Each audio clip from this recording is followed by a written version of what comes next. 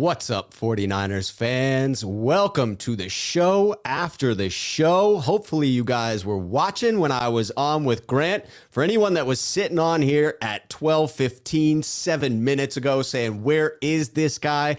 We were doing the live show over on Grant's channel. Got to wrap that thing up before we head over here. This is always going to be an immediate follow-up to the previous conversation that was already going on over on Grant's channel. It gives you a chance to get in here, get in the chat, tell me what you want to talk about, and we can have a little bit of a dialogue. I like to start it off by going through some of the quick thoughts that I had this week that I wasn't able to work into my show with Grant. I like to set the stage.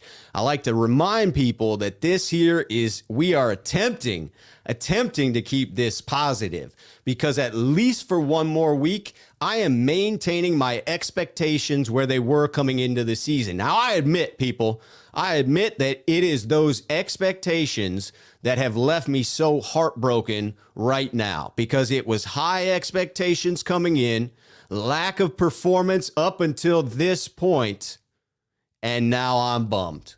Because I thought this team had a chance to be special. I thought that this team had a real shot to do something this year, and it feels as if that's not going to be the case. So I had doubt creep in, and I had to ask myself, am I going to say, well, I guess I was wrong. I guess all of that research that I did in the offseason, all of the film that I watched, trying to assess the wins and losses of this team and the talent on this roster, I guess I was wrong. But then I said to myself, no, because I invested significant amounts of time into that, and I felt fairly confident about my evaluations. And the NFL is a small sample size. Each game leads us to these wild swings in belief about our team. One week we can feel like we're at the top of the world, and the next week it can feel as if the sky is falling. So I'm sticking to my guns at least for one more week to see if the 49ers can't show me that I was right in the offseason to expect something big from this team, that this team is capable of more than they're producing at this moment. So I want you guys to be involved in this conversation. I want those comments to be thrown in there so that we can get a dialogue going. And what I'm going to ask of you is throw in the @RobShoe in the comments when you throw in a question. That way, when I scroll through, it's easy for me to pick out those topics of conversation that you want to go through. Just saying a quick what's up to some of the people that were in early. Hugo, what's up, my man? Amin, what's good? This is a day after my birthday, so I had a good day yesterday, a good birthday. When you get older, like I'm getting older, birthdays get less and less exciting. You do fewer things on your birthday. They become more low key, and that's the way I want it. That's exactly what I want my birthday to be. I had a perfect night last night. Got a beautiful package shipped in with a delicious dinner. Used one of those fancy services that ships you food from restaurants across the nation, and got some phenomenal lobster rolls sent to me from Kennebunk, Maine. I think it was called the Clam Shack or something like that. So good. Oh, just perfectly buttered and crispy bun. Delectable lobster meat with the knuckle meat and the claws. That's where it's at for those of you that aren't East Coasters. I was born back in New England when I was, a wee lad when I was born. And so I have a fondness for lobster. It was a phenomenal dinner. So tasty. Ate some birthday cake. I'm rewatching The Sopranos. It was a phenomenal birthday. Phenomenal birthday, just in case any of you care. Swift Dog, let's go 49ers. Yes, indeed. All right, here are a couple of my quick thoughts as we go through to start this episode. Random thoughts with Rob Shoe for week 7. I was watching Mike McDaniel in the presser that the 49ers had yesterday. Mike McDaniels has this interesting way in which he communicates. And I actually find him to be somewhat charming as a public speaker, but I could see how he frustrates others. What I did notice is much like myself at times, he will tend to start and stop with some of the speech patterns that he has in his conversation. And it just reminded me of the stops and starts that you see within this 49ers offense when they're on the field. It reminded me of the sort of stuttering progress that you see on the field. And it does lead me to question whether Mike McDaniel may be part of the problem, whether Mike McDaniel is really feeling confident at this point of time. And if he's not feeling confident, if that lack of confidence is translating into a lesser product for the 49ers on the field. Now, I still have faith in Mike McDaniel. I still believe him to be a wildly intelligent individual who should get the credit for the 49ers run game in years past. And the 49ers run game in years past was so dominant that that is what I expect of the 49ers going forward. I expect to see dominance within the run game. I expect to see things that make your jaw drop because that's what we've been conditioned to expect. But Mike was saying things in the press conference around, well, why are the 49ers struggling on 3rd and 4th downs? And I'll be honest, that the answer he gave me, it didn't fill me with confidence. Again, I'm trying not to be too negative, but it didn't fill me with confidence. He basically said something to the effect of, well, 3rd downs are hard. I mean, 3rd downs are hard for everyone in the league, right? It was around it's a pass exclusive situation. And I do think he's sitting on something that is key to the 49ers. They have an offense that is built around complementary football. They need a defense that is holding the opposing offenses to fewer points and returning the football to the offense. And then the structure of the offense is the ability to establish a solid run game and build the deep shots off of that run game. So if you can line up in one formation, run the ball successfully around the edge, then later in the same matchup, get back into the exact same formation and do play action, back turn to the defense, deep shot down the field, the defense is reacting to what they saw earlier. So they're covering the run heavily, and you're taking advantage of that. And it seemed that Mike and Kyle were masters at this in years past. It's been escaping them to this point in time, and it's worrisome. So I'm choosing to remain optimistic at this point, choosing to believe that while Mike McDaniel may have taken some bumps and bruises to this point, and his confidence may not be at the highest it's been, that he will continue to grow into this position. Because I know I've taken positions in my life where I wasn't really qualified for that position. And I'm not judging Mike McDaniel as to his qualifications at this point in time, but what I'm suggesting is that it's possible he may not have earned that title quite yet. And that can be backed up by the idea that it wasn't even a question whether he was going to call plays or not. If you have a true offensive coordinator, not just an offensive coordinator by title, you would think that would be a dialogue. Let's reach an agreement on why Kyle is calling plays. And really, it wasn't even a question for Mike. It was, when the question was asked early in his tenure, it was, why would I call plays? We have Kyle Shanahan at the helm. We have someone calling the plays who is one of the most talented doing it. But now you have to ask yourself, 5 games into the season, is that still true? Might it be a good idea for Mike to assert himself, to take some control over the play calling, or at least, again, insert himself into the equation a bit more? Another thing Mike said in his presser that just piqued my interest was guys are getting better every single time they play, and that's good for the 49ers. And it really makes you wonder why a lot of these rookies aren't getting more snaps. I mean, Mike is acknowledging the idea that one of the best ways to improve within this league is to get snaps. And the 49ers have many rookies sitting on the bench or playing sparingly that really look like they could use some snaps, that really look like they have talent and could assist this team, not just in the long term. Yes, I believe they would be most useful in progressing throughout the year and helping the 49ers win games later in the season. I think that's why you invest in the rookies now. But you can see the talent that if you put them in the correct situation, they can help you now as well. It is not just about, well, let's prepare for the future. No, I get it. You have to win games. You have to make sure that you are winning in the NFL on a regular basis.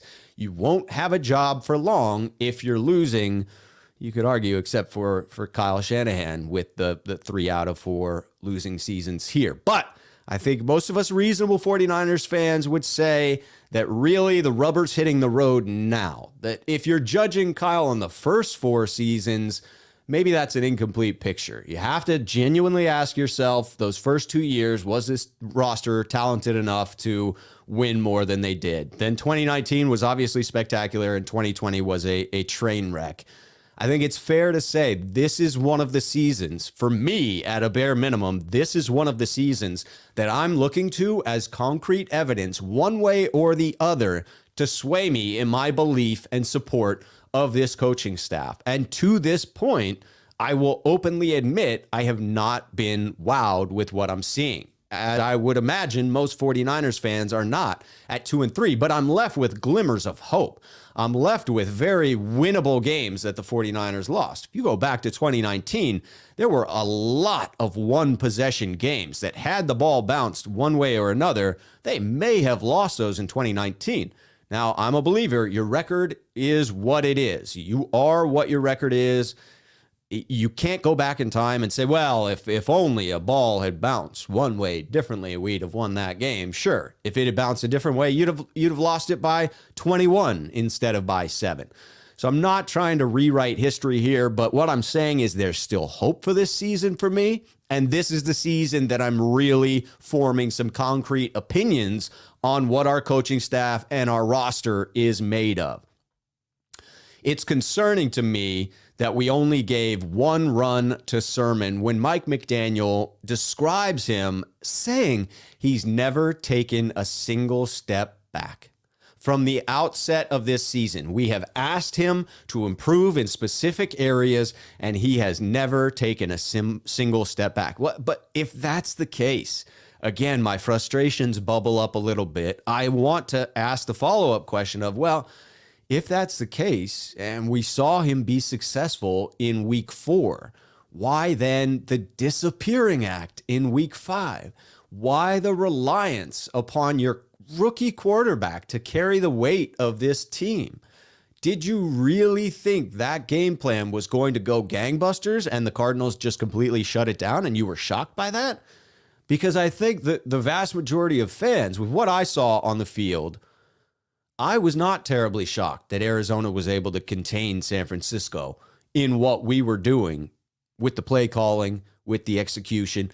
It was questionable from the outset for me, and those questions land at the feet of Mike and Kyle. I want to applaud Mike McGlinchey here. And some of you may be saying, why would you applaud a player who has been struggling again this year? And that's fair. Listen, I'm not going to beat up on any one player. I'm not going to kick them when they're down. I'm not going to ridicule them. I'm not going to call them names. It's just not who I am. So I'm not going to run counter to my own personality. I tend to think of things from the human perspective. And I think of it, I put myself in that person's shoes. So I feel it's fair to criticize players, but I don't ride them too hard. I don't do it to excess. And if I do, call me out on it. But I want to acknowledge Mike McGlinchey for what he said and call this out as something we need to see more from the San Francisco 49ers. He said specifically, I didn't play well enough. How matter of fact is that, Mike? I mean, kudos, Mike. I applaud you. I think that's the way a player, a man, an athlete within the NFL should step forward anytime they have a subpar performance. I believe in the buck stops with me mentality. And I think it's one of the things that Kyle Shanahan could learn and grow in is accepting that responsibility right on the chest. Just, it's mine. That is my fault. I'm going to actively work to make it better. Because it sends a message to the players that you have their back, that you know you have to get better. That yes, you're asking a lot of them, but you're asking the same level of commitment from yourself. And it's a shielding mechanism. it stops the players from having to answer those very same questions. If a coach, much like Mike McGlinchey did for the offensive line, comes forward and accepts responsibility for any subpar play calling, it deflects that responsibility from others, and it accepts it where it rightfully resides, at the head of the table. There's a reason that you have the head coach moniker, and to me, I think you got to tip your cap to Mike McGlinchey for taking one on the chin. And I hope that Kyle saw that and thought to himself, you know what? I ought to emulate that behavior myself. I'm looking out today, another thought, looking out today to see the health of T.Y. Hilton and Rocky Singh. It may already be out. I've been on with Grant since 11 a.m., going on an hour and 40 straight here, even though we're just a few minutes here into this episode. So I don't know if the practice report has come out for the Colts, but those would be two big losses for that team. They are already banged up, much like the 49ers. They already had an unexpected loss in the safety that went down with an Achilles tear in practice, the starting safety, Julian Blackmon. It would be a big loss. They lost Paris Campbell, one of their deep threats. It would be a depleted wide receiver core if T.Y. Hilton isn't in. And I'm optimistic about how the 49ers will match up against the Colts because to some degree, I see them as a similar offensive system to the Seattle Seahawks. And feel free to disagree with me vehemently on this one, but I'll explain why. I see similarities between T.Y. Hilton and Tyler Lockett. I see similarities between Pittman, although to a lesser degree in size, obviously, to DK Metcalf. And I see the ability of a quarterback to escape the pocket, hurt you with his legs, but a quarterback who is primarily looking to throw the ball down the field. A receiving core that's talented enough to get past the secondary, and a quarterback who throws a nice deep ball. Russell Wilson is a more talented quarterback than Carson Wentz, no question about it. He throws a much prettier deep ball. I mean, Russell Wilson's deep ball is just spectacular. But again, sort of a poor man's Seattle Seahawks team, and we matched up quite well against the Seahawks offense. The 49ers defense was absolutely able to shut down that Seattle Seahawks offense. So my hope is that we will be able to do that with the Colts. I think that Jonathan Taylor is a more dynamic back than what you see with Chris Carson for the Seahawks in that comparison. And Jonathan Taylor is capable of breaking one at any moment. In the last couple of games, he's had multiple long touchdown runs in the 80-yard department. I mean, the type that is a home run ball. So you hope that the 49ers are playing sound up front and that Bosa and Armstead are able to set the edge, as Bosa so proudly said within his presser that they were the best in the league at setting that edge. They're going to need to set that edge on Sunday night because the 49ers cannot afford to allow the Indianapolis Colts offense to get rolling. And the way in which that Colts offense gets rolling is very similar to the way in which the 49ers offense gets rolling. It's getting the run game going, getting Jonathan Taylor geared up, and then hitting you over the top, sucking in the defense up to that line to stop the run, and then boom, shot over the top, the kill shot. If the 49ers can successfully hold that run game, especially do so without too many 8-in-the-box scenarios, if that front seven can themselves be stout against the run, I think we've got a real good chance. And the loss of T.Y. Hilton would be big. The loss of Rocky Singh, one of their starting cornerbacks, would also be a big blow to Colts. On the other side of the ball, we do have to prepare until we see the practice report today, and I'm optimistic, but we have to prepare for the potential possibility that Trent Williams may not play on Sunday. And that would be a real tragedy.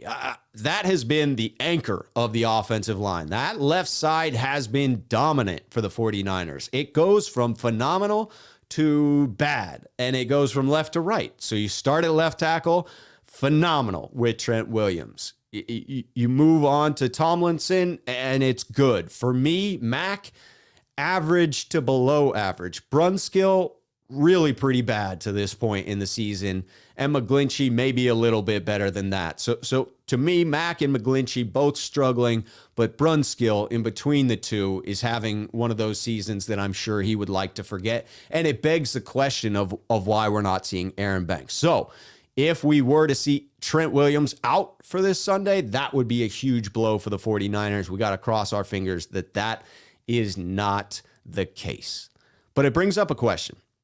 If Trent Williams were to miss the game, you have to think that that would make it difficult for the 49ers offense. What if they lose? I started to ask myself the question. I'm going to approach this from the perspective of the 49ers have a couple more losses. Now, I'm not predicting that. I predict that they'll win the next two.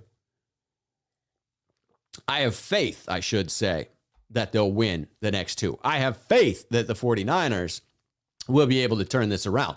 But at some point in the season, if that doesn't happen, if my optimism is misplaced, if my initial read of this roster in the offseason was wrong and it isn't as talented of a team or as talented of a coaching staff or a coaching staff that's able to respond to adversity, at some point, there has to be an exit strategy for the season. When do the 49ers move on from we must win every single game this season to let's develop for the future?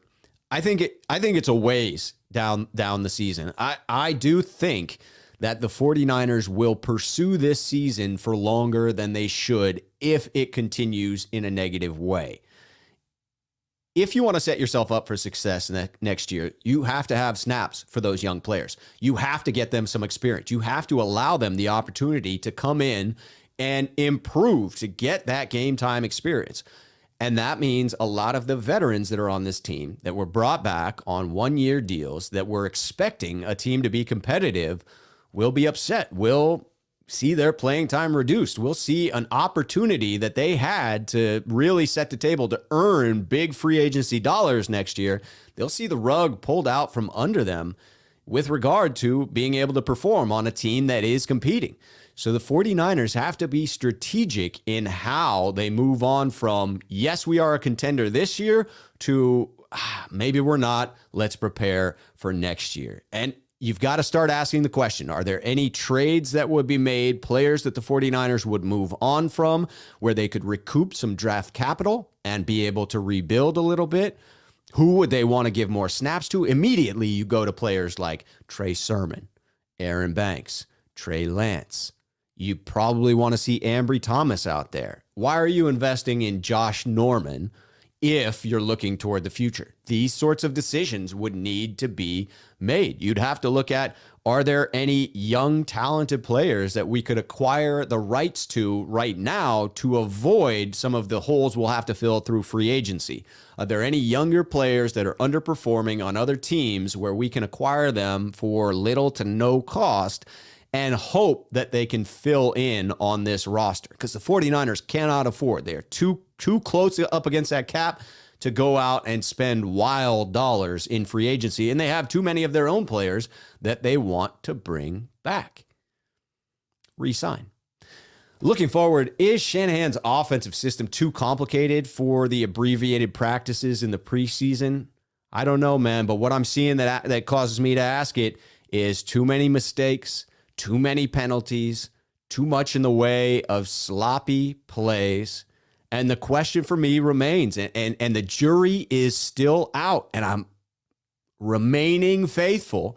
Can Kyle calm down and do what he does? Can he run the ball successfully, stay ahead in the downs, take the occasional deep shot off play action? Can he, in fact, get back to his bag, to his comfort zone? Because it's confidence that's killing this team. The head coach doesn't seem confident. The offensive coordinator doesn't seem confident. The starting quarterback doesn't seem confident. Let's build some confidence within this team.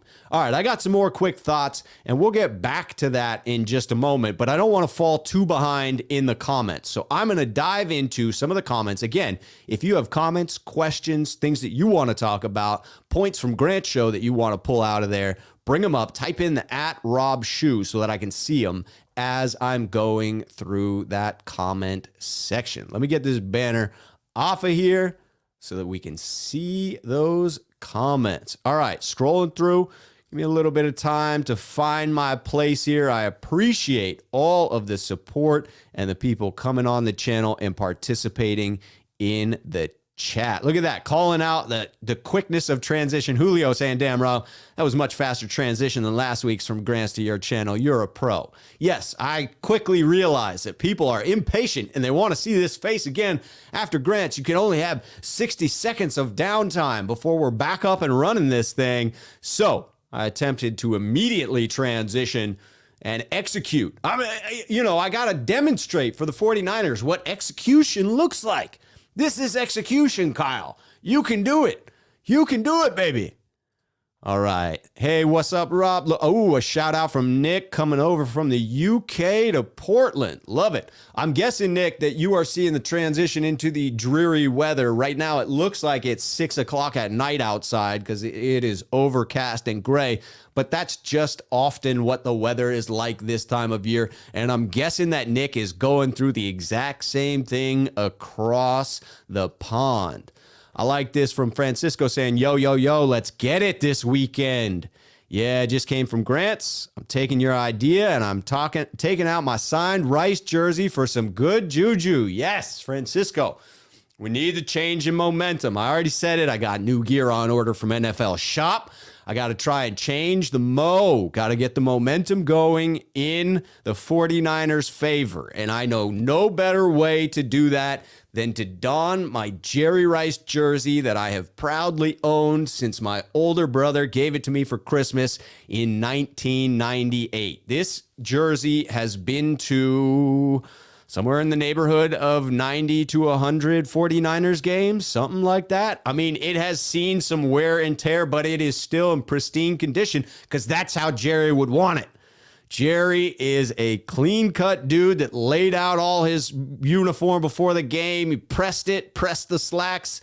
So you got to be sharp. If you're wearing a Jerry jersey, it better be clean. That's what it's got to be, baby.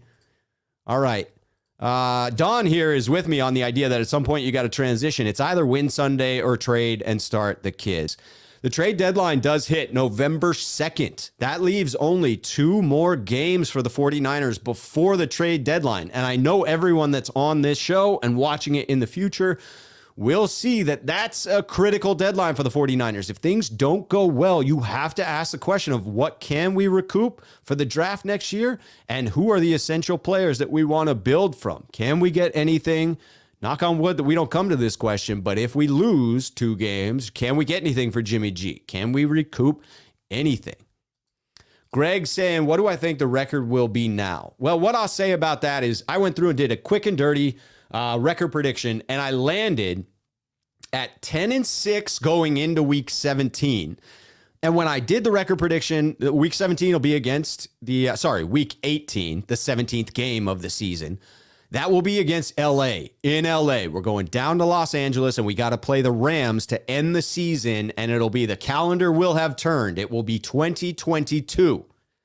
As I did the quick and dirty predictions, I had the 49ers losing that game, and that put us at 10-7. I didn't have a firm prediction on what other teams' records will be at that point, so it's hard to definitively say you'd be on the outside looking in, but I think it's fair to wonder if 10-7 will get it done this year. There are 3 wild card spots, but it is a 17-game season. I think more assuredly, if you can get to 11-6, that means you are in that wild card spot. There are very few scenarios I could see where 11-6 doesn't get you into the 3rd wild card this year. That would be a rough scenario for whoever ends up 11-6. So my question is, can the 49ers win that week 17 game? And I'm willing to reconsider because I think it'd be close, even if they lost that one. I think that that's one that comes down to the wire. If the 49ers can progress in any way this season, yes, they match up favorably against the Los Angeles Rams, even with Matthew Stafford under center. He is a less mobile quarterback than the other 2 in the division, and certainly this defense is capable of shutting down that Rams offense. We've seen it against the high-powered Cardinals. No reason to believe that this defense can't do it against LA. It's merely a question of whether the offense will be on track at the end of the season, because it certainly isn't to this point. So if I'm choosing to be optimistic today, I choose to say that the 49ers beat the Rams in that Week 17 matchup, and that 11-6 assures a wild card spot. That's where I'm choosing to be going into the Indianapolis Colts game. Looks like here we go. Robin calling out Kaepernick, graduated from University of Nevada, Reno. Ayuk grew up in Reno. I guess Kyle doesn't like anything to do with Reno. It sure does feel as if poor Brandon Ayuk is getting the short end of the stick. But you'd like to think that will change at some point. Debo's lost season last year wasn't a reflection of Debo's inability to perform on the field. It was much more about his inability to stay healthy. And you could argue that it was a failure to properly prepare his body in the preseason that led to that. But it was a different scenario for his underperforming. Man, I have to really question this coaching staff and those coordinators that are working with Brandon Ayuk if they can't get significantly more than they're getting out of him right now. I don't need to see peak 2020 Brandon Ayuk. I understand that maybe he's hit a sophomore slump. I understand that maybe he hasn't taken that next step forward. But to see next to nothing from him, to rely on Mohamed Sanu and other not questionable veterans, but veterans where you know what you have. I don't think that you're counting on Mohamed Sanu to have some wild resurgence in his career and all of a sudden become some star. But with Brandon Ayuk, you have the potential star on your roster. It's just inexcusable to not be working with him, to not be working him back to form, to getting him to some productive level for the 49ers. To me, that would be the inexcusable part. And that, again, would lead into more and more questions from me about this coaching staff if that's the way it plays out. I see it as fixable. You can see the obvious talent when the ball is in Brandon's hands. Let's just force the ball into his hands a few more times to start the game, and maybe that positive momentum snowballs into confidence for the young lad. Greg with the comment, happy birthday to you. Appreciate that, Greg. It was a good birthday. The real birthday party will be this weekend. You gotta, when you have a Thursday birthday, it's gotta spill into the weekend. It becomes a birthday weekend. So it'll be a good, relaxing birthday weekend. And the birthday wish that will come true is a 49ers revival of the season. A return to the greatness I expected from this team. Hugo calling out, happy birthday, brother. Chris with the happy belated. Love it. Love the support. No question. All right, here we go. Here's a question from Francisco at Rob. Again, use the at Rob if you want me to see it for sure. Do you think what happened to Gruden is affecting Kyle's game calling? Maybe he has some dark emails too from when he was with Washington. He seems to have mind blank. What I will say is I have no idea. Is it entirely possible that Kyle has some emails he wouldn't want brought into the public light? Probably. I think that when it comes to use of crass language or talking to your friends, I think most of us have emails that we wouldn't like to see the light of day. Gruden's emails were a whole different level, right? That is the type of email that deserved to be leaked and that does speak to his character. I don't think that qualifies as just something you say with your buddies. But admittedly, I've not read all of the emails that were leaked, so I can't speak to it completely. I'd like to not assume that about my head coach. I'd like to assume positive intent. The only evidence that I have is the way in which players respond to him, the way in which players seem to respect him. And to this point, I've not seen anything from him that would lead me to believe that there's any dark skeletons in the closet. But we don't know Kyle Shanahan on a personal level. We only know the public persona that he puts out there. And I do think it's fair to say that. I then don't take the next leap and assume negative intent. I tend to focus on the optimism. I tend to believe the good in people naturally because that's a healthier space for me to live in. I prefer not to go down the dark path, but I don't fault people who at least wonder if that's the case. Robin with the happy birthday. Appreciate it, Robin. Let's go. Ooh, here we go with the meteorologist. A rain report. We got the we've got the weather coming in here for a report. FYI, I just heard meteorologists say at least 1 inch of rain during the game and winds up to 40 miles an hour. That could seriously impact the deep game. And it then makes you wonder if this thing comes down to the trenches in the run game. It probably was ending there anyway. Whichever team has a better run game on Sunday will have a distinct advantage over the other. The 49ers obviously looking to get that run game going again, as it is the foundation of this offense. But the Indianapolis Colts are very similar in that respect. Jonathan, why am I blanking on his last name? He's on my fantasy team. Anyways, the running back for the Colts, Jonathan, what's his name, is definitely their home run hitter. He will break the occasional 80, 85-yard touchdown run. And that is something that could open this game wide up, in particular on a rainy day. Bay Area baller, appreciate that, Jonathan Taylor. For some reason, that was escaping me. Probably because I watched The Sopranos till too late last night, celebrating that birthday. Hugo talking about, oh crap, Kyle was in Washington. Yes, indeed, it is fair to wonder if there's something there. But again, I'm not willing to go there. I'm not willing to be negative, folks. I am trying to keep myself on the positive train because that's where I need to be. It's too dark in Portland for me to go to a dark space. It's too dark.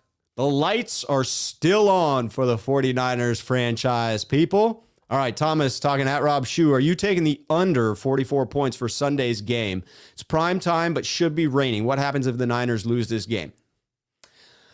I'll get to that second part of the question a little bit later because this feels like a pivot point to the season for the San Francisco 49ers. Win, lose, or draw. Things are coming to a head. There will be definitive statements that can be made about this team going forward after the results of Sunday night. So to answer the first part of the question, especially after that meteorologist report that we just read, in case you missed it, an inch of rain, up to 40-mile-per-hour winds, you have to think that that puts us in the Washington football team game category, much like 2019, the Mud Bowl. I'd like to see a Mud Bowl. I hope it's a Mud Bowl, a low-scoring affair. Got to take the under in that case. You have to think if we're seeing gusty winds, you won't see as many deep shots. You will see the short, intermediate passing game. You will see significant leaning on the run game for both teams, a lot of chewing the clock, and you could see some considerable turnovers. That could be the only way it slips into the over there. You know, the occasional pick six, fumbles as the ball is slippery and wet and squirting out. So that's the only way I see this thing breaking out to a high-scoring contest. Otherwise, the rain seems to point towards a low-scoring affair in my book. Avatar talking about right now, it's bright and sunny at the stadium. That is the majority of the time. In California, I hear it doesn't rain much. I used to live there, so I know that to be the case. Rocky Mountain Razorback saying what's up and complimenting the jersey, and I always appreciate that. Yes, this is the throwback. It is my favorite jersey, even though it's not got the stitched lettering on it. Back in the day, like I didn't even realize that was a possibility. But again, for who gave me this jersey, for how long I've had it, for how many games, and how much positive mojo it has on it, it's my favorite. It's my favorite piece of 49er gear. I like the optimism here with Nick. We're only one game from a wild card spot, still plenty to play for. Absolutely. And any 49er fan that has fallen into hopelessness, now is the time to realize that that may have been a bit too soon. Don't get your hopes up too high at this point because you don't want your expectations and the reality to not meet and be devastated. But man, there's room for optimism here. There is room to stay positive. There's room to believe that this team can absolutely do what is necessary to capture one of those wild card spots. And then anything can happen in this league, even if the 49ers are not playing better, which I suspect they will be, because you'll have time for this offense to truly get its footing. Even if they're not playing better, it's one and done in the playoff format. It is not always the better team that wins in the NFL. When you have a series that's a best of 7, oftentimes the better team wins. The majority of the times, the better team will win 4 out of 7 games. When it's only 1, that first game of that 7-game series is a toss-up, because you never know. And in football, one bad bounce one way or another can change the outcome of a game. So it's too early to give up hope, but it is that point in the season where we should start making decisions about what this team really is, what this team's identity really is, who this coaching staff really are. Are they the coaching staff that we want in place as they stand right now for the development of this team for the future? These are the questions we will be asking if things go sideways. If we win and we're back to 500, baby, oh, the future looks much, much brighter. All right, Don here looks like he is questioning Kyle a little bit. Look, Kyle is an average head coach. I would argue better than average. I would argue from an offensive play design standpoint, far better than average. But when you look at his record, I think that first statement is a fair point. So Don says, look, Kyle is an average head coach. Add offensive coordinator to the equation, and he, over time, becomes even more mediocre at both. I think the statement here, Don, is that if he's not great at one, but attempts to continue doing the other, he's not going to progress at the other, right? If he's splitting duties between the two, he's never going to be able to take the next step that we need him to take as a head coach if this team is going to take the step to the next level as a dominant organization. And that's a fair point. I do think there are head coach qualities that Kyle lacks. And if he were to give up some of that control to Mike McDaniel, he could improve in those areas. If he were to assert himself more, spend more of his time and resources in improving in those areas, I do think it would make a difference. No question. Kay calls out here, remember when the 49ers identity was to run the ball? Pepperidge Farm remembers. That identity feels like it is in the rearview mirror. It doesn't seem as if the 49ers can claim that identity this season. Sure, it may be because of injuries, but it also feels at some level like they have just gotten away from it, as if they could get back to that healthy, run-dominated identity. And it is the identity that sets up the 49ers for the best chance at success this year. Get back to it, Kyle. Demand more from the run game. Get back to your creative bag. Show some faith in those young running backs. Who cares if it's 2 rookies and a second-year player as your third down back? Show some faith. Give them the ball in space. Get them on the end around. I mean, it's frustrating that there's been a lack of creativity and a lack of trust that's palpable in this run game. Hopefully, this is the time we turn it around, baby. B. Enos says, Rob equals the real fans champion. Thank you, B. That's what I try to be. I try to be the voice of positivity while being realistic. I'm not going to just blow smoke, right? That's not who I am. I have to admit flaws. I have to be critical. I have to say what I see on the field. But I'm a naturally glass half full type of guy. That's who I am. That's where I feel better about my life, when I choose to focus on the positive and not the negative, because I can go negative. I can go real negative, and then it gets dark real quick. And I don't need my fandom of the San Francisco 49ers to add to my life's trials and tribulations. I need the San Francisco 49ers to lift me up on Sunday and provide me with optimism, damn it.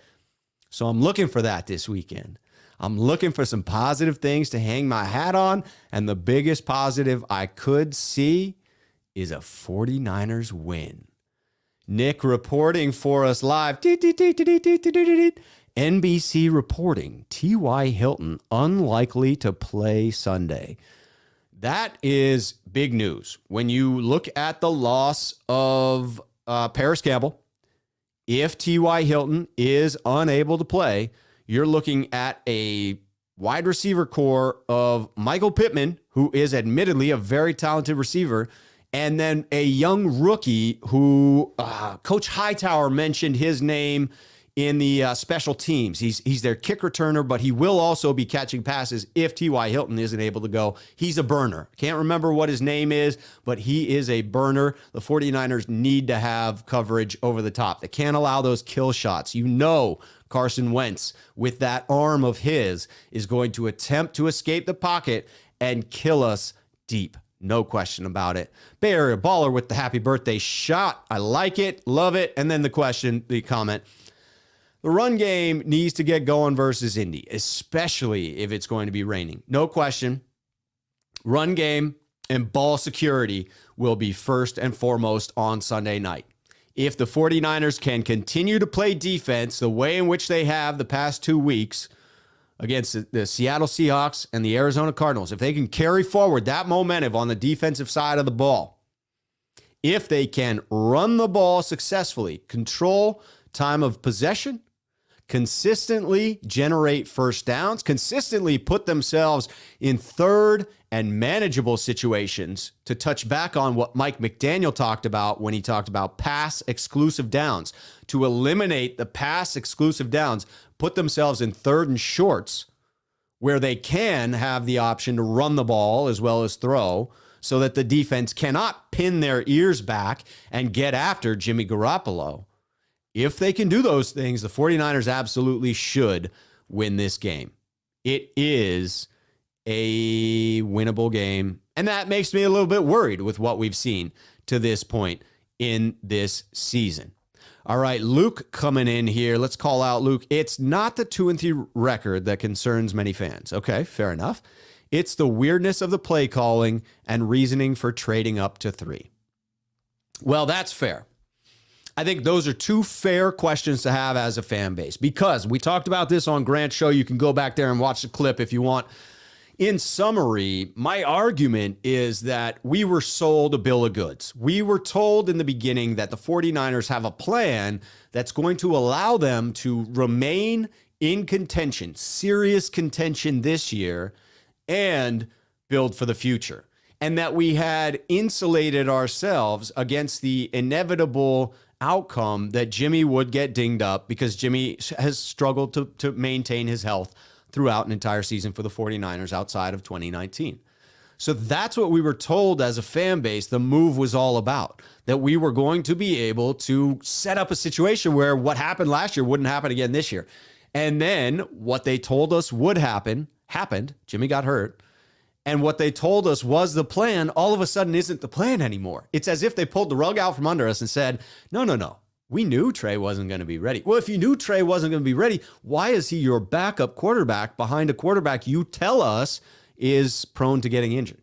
That's a confusing strategy. That's a failed strategy from the outset. If that was your plan, if that was the logical conclusion that you came to as an organization, as a front office, you failed in that logical conundrum. As you worked through the logic, you missed something, or you lied to us as a fan base. So that does that does anger me, irritate me. I choose to remain optimistic in spite of it. I also agree that there are concerns around the play calling and the way in which we have executed this offense. Last game in particular, I get that we don't know where Trey is at with his development, but it just was such an odd choice and it ended badly. So when the logic is questionable and the result is bad, it's fair for fans to question that.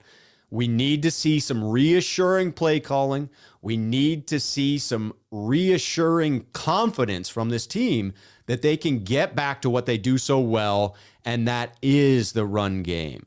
In a bit of a side dialogue, but I wonder if it's a good one to bring in, so I'm bringing it in here. Julio. Yeah. Sorry, Julio. My vision is weak and it is far away, so I wondered if it was Julia, but then I saw it was Cardona, so I know it's Julio Cardona. So why would Kyle run the ball without Kittle? Fair question. Kittle is the most dynamic blocker in space, and if you go back and look at the tape, Dwelley missed a couple of blocks that ended up getting the play blown up at the line of scrimmage. He didn't miss the block. He just wasn't able to block with the same fervor that Kittle does. Continuing the comment, why would Kyle run the ball without Kittle? I bet he goes shotgun or 5 wide first play of the game. Kyle always abandons the run in games where we need to run. In a rain game against a team that is struggling, man, would that be a questionable way to come out. If it worked, people would say, well, Kyle's an offensive genius. But if you come out with that game plan and it goes badly, ooh, the fan base would be real mad. Real mad. Hugo asking me here at Rob, how do we get Steve Young in Trey's ear? Man, we have such a powerful and robust alumni association within the San Francisco 49ers. And I was thinking about this as I was watching the Pittsburgh Steelers last weekend on Sunday night. Maybe you were as well. The Steelers had all those guys in gold jackets sitting up there in the press in the booth, in the suite, in the owner's suite, and the announcers were talking about, yeah, it's great to have them here, and Mike Tomlin allows them to speak directly with the players and influence the players on how they used to do things and challenging the players to rise to the occasion. And I thought to myself, well, if only the 49ers had a robust and thorough alumni association as well, and we do. That is a frustrating thing. I have seen in the past Jerry Rice make offers to young players to run the hill with them.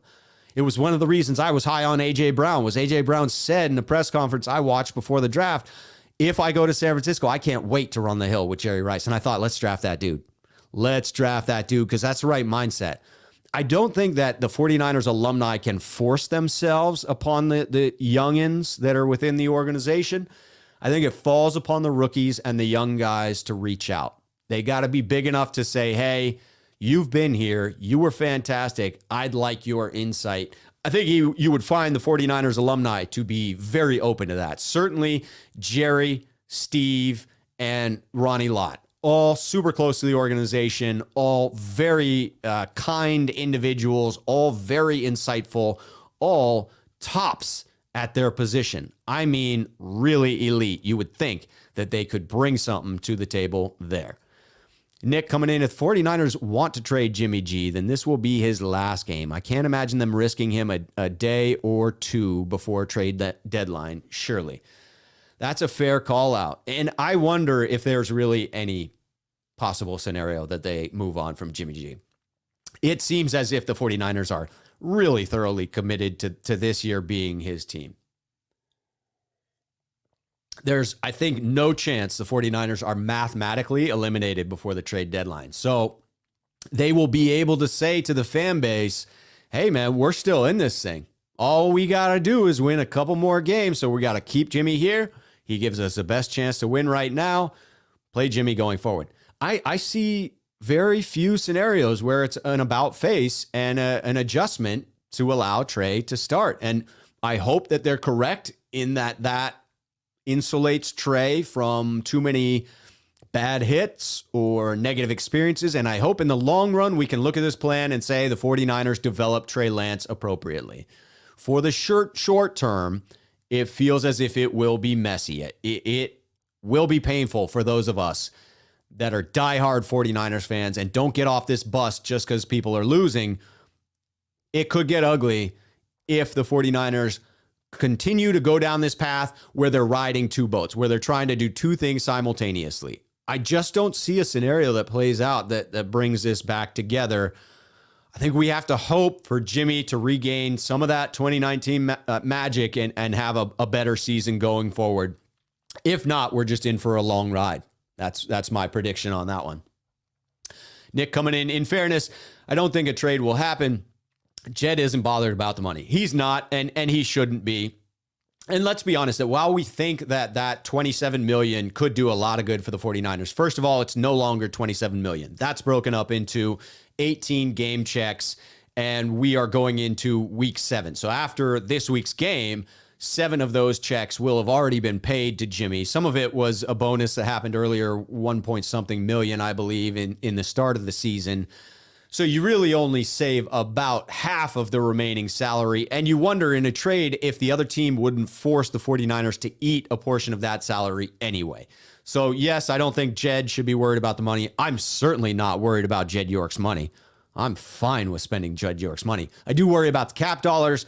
And that said, it's not as if you get $27 million back at this point. It's a significantly smaller sum, but it still matters. I think if you want to move on from the season, that's the smart move. Like I said, though, they won't be mathematically eliminated, so I think the 49ers will drag their heels on making a decision there. This one, Julio's with me. 49ers won't trade Jimmy. I can guarantee it. I can't guarantee it, but I agree with you wholeheartedly there. Lawrence talking about here from you and Grant's live show. Good. Glad to have you coming straight in from Grant's live channel. That's why we started a few minutes late. All right. Headed into the rest of the comments, going back through. Be patient while I find those that are intended to be conversation points. Julio coming in. Number one.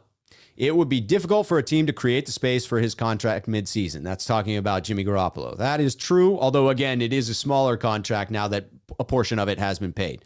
2, the 49ers wouldn't move forward with Sudfeld at QB2. That's true. They definitely would need to bring someone else in, and that would eat into the cap dollars they saved by cutting Jimmy. Number 3, 49ers don't want to play Lance this season unless they must. That seems clear at this point. Perhaps their plan is similar to the Mahomes scenario where they wanted to get him a couple of games at the end of the season. Perhaps it's closer to the Lamar Jackson scenario where it's mid-season that they really thought they'd start to turn the keys over to the new rookie quarterback. Potentially it's somewhere in between there. It could certainly be dictated by where the 49ers are in regard to playoff contention.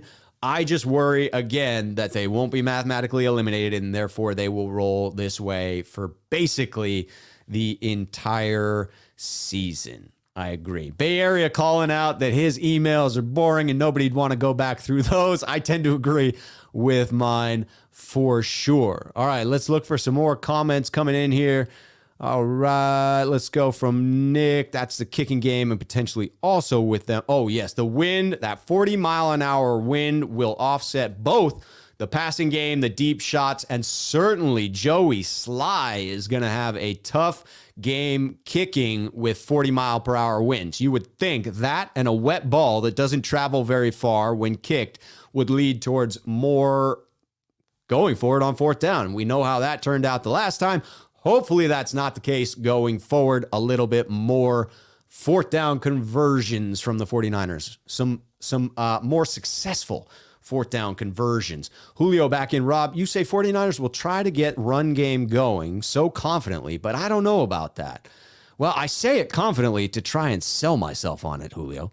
Let's hear the second part. We said same thing for Arizona, and yet Kyle called passes on 3 of first 4 plays. Yes, he did. You do have to wonder if that wonky game plan had everything to do with who was under center and not necessarily with the abilities of who was under center, but if it had to do with Kyle's confidence in who was under center. If the fact that he believes Trey Lance is not ready to run his offense, he may have created that weird situation that we all saw unnecessarily. We don't know if Trey would have been able to perform if he had a more Jimmy G-like game plan. I would have liked to have seen it. To me, that would have provided greater information going forward on what we have in the rookie and would have provided for fewer shots taken on his body. But instead, we saw what we did. Again, though, I would tend to think it was dictated more by who was under center than by Kyle trying to get too cute, even though we do know at times Kyle is prone to getting a bit cute when he should just rely on what the 49ers do so well. Robin calling out, I love your positivity. Thank you, Robin. During Sunday's first kickoff, no matter you're at, let's all stand up and cheer the 49ers on. Good vibes. Yes, no matter where you're at, whether you're at the stadium, at Levi's, whether you're here in Portland, whether you're across the pond in the UK, send that positivity out into the universe because we need it, 49er faithful. They need everything. Someone on my Twitter feed this week talked about string theory. String theory talked sets the stage for every molecule, every piece of matter within the universe being connected to one another as if they were connected by a string, such that any movement by anything within the universe does in some small way impact the rest of the scene. And it applies most specifically to planetary objects and things in space, but it is a complete theory that goes to every piece of matter in the universe. And football players have matter within them. We as fans are made up of matter. That is what we are. Our positivity does in some small way change what the universe has in store for that day. The butterfly effect is real, 49er faithful, and I want you to bear some responsibility when the 49ers win with that positivity. That's what I choose to do. That's what I choose to do on a regular basis. George is with me. George says, that's right, Rob. Niners all day. Yes, George, all day, every day. All right, here we go. Yes. Guapiano says Rob's shoe is the GOAT. That jersey is about to spark the juju we need desperately. And he says it yelling at the camera, yelling at the screen. I am with you wholeheartedly. Yes, I needed to change up my mojo. I needed to change up the momentum for the San Francisco 49ers. And I am all about that positivity. I can't have 2 weeks of being negative. Are you kidding me? I can't waste my life like that. Time is ticking away. Each day that passes is a day you don't have back in your life. Why waste it being negative? Why waste it feeling bad? Why not be happy? Why not be positive? Why not believe that there's still a chance until there isn't? Why not have faith? There's a reason they call us the faithful, damn it. Have faith. Eric calls out the idea that probably no Hilton, but Nelson looks on track to play. Yes, Quentin Nelson is, I believe, on track to play. So we may be in serious trouble if Kinlaw doesn't play. You do wonder if that would help the run up the gut. Certainly, it won't help Carson Wentz too much, as most of the pressure from the San Francisco 49ers is going to come off those edges. We all know Nick Bosa is a dominant force within the 49ers defense, and he certainly, statistically speaking, is the most prevalent defender when it comes to sacking the quarterback. I mean, the guy's on pace to potentially have a career year, potentially set the NFL single season sack record. Let's be real that if he can tee off on some of the bad tackles he comes against, because he's gone against some good ones, if he can tee off on the bad ones and have a 3, 4, 5 sack game, much like Chandler Jones did in week 1, statistically speaking, this could be a very dominant season for Nick Bosa. But the question is, who's going to be able to provide that pressure up the middle? Who's going to be stout against the run? Because you know if Quentin Nelson is playing, he's going to get some push. He is going to be able to get off for that run game, and you cannot get gashed up the middle. That would be a disaster, in particular in a run game where you assume a comeback would be very difficult to man, in particular if we see gusting winds up to 40 miles per hour. That would be brutal for a comeback effort if you fall behind in a game like that. All right, how in the hell can almost all analysts and fans, this is again from Guapiano coming back in, how in the hell can almost all analysts and fans see the problems the 49ers have, but the coaches and the GM can't? You think they're sugarcoating or really don't see anything wrong? That's a great question, and I did touch on this in the show with Grant. You have to think they see it. It's so apparent. It's so apparent to all of us, to all of the analysts. I think they could do a better job of, I get the need to sugarcoat a little bit. You can't say exactly what you're doing to address it, because if it's an issue, other teams see it as well, and they see it as an issue where they're going to attempt to take advantage of that issue and attack your weakness. If you figured out a way in which to address your weakness, you can't then acknowledge that strategy, because then you're tipping your cap, you're tipping your play sheet to the next team you're playing, and you obviously don't want to do that. But I do think that the 49ers front office and their head coaching staff and their coaches in general could do a better job of dancing that line, of not giving away how they're going about addressing these issues. But what I need to see is better ownership of the issues, better acknowledgement that they exist, because then I can take comfort as a fan that you're working at it. When you fail to acknowledge that these problems that are so readily apparent to me and to others that watch this team, these flaws, that while they're a good team, they can't seem to address these flaws. If you can at least acknowledge it, I know that you're aware of it. I know that you're working on it, and I can then take some solace in that fact. I can have my faith. I can sit back and say, yes, I believe that the 49ers are addressing this issue. When you won't really acknowledge it, when you don't talk about it, I'm left wondering if you even see it as a problem. And if you don't see it as a problem, how in the world are you going to address it? And do we have hope going forward? So I choose to believe that they're sugarcoating a bit. I think that's commonplace for the NFL. Robin staying positive on this one. I like it. Sticky Hands Dwelly needs to show off his talents during the rainy game. Yes, indeed, we all want to see it. We need another threat. We need somebody to come to life and show something on this 49ers offense, because to this point, we haven't had the receiving threats, and we can see it in practice. We saw it in the touchdown catch. Dwelly's got phenomenal hands.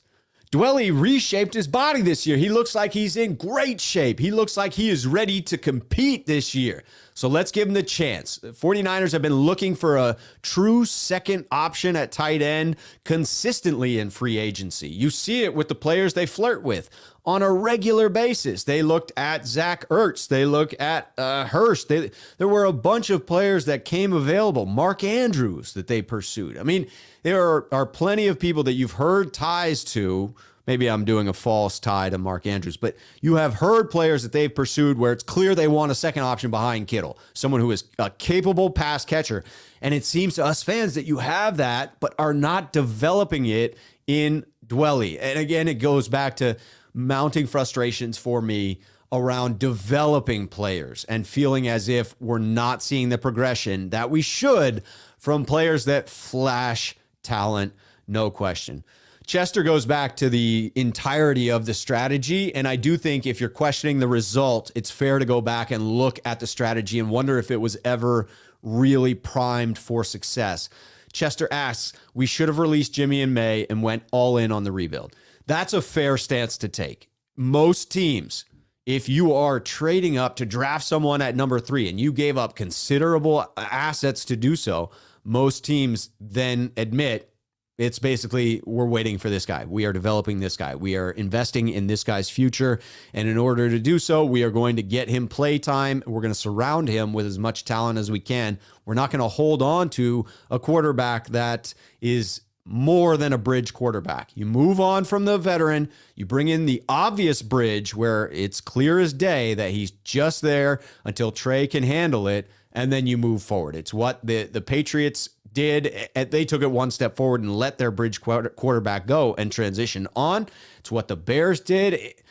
It sends a clearer picture. It would have provided me with more accurate expectations in comparison to what I've seen so far this season.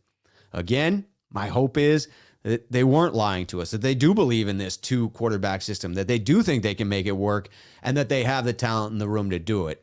We certainly haven't seen it to this point. I think it's fair to say, Chester, we are not competing anyway. I don't know that is fair, Chester. I'll call you out there saying we competed in all these games. I don't know if it's fair to say we are competitive for the Super Bowl, but each one of these games we have been in, no question.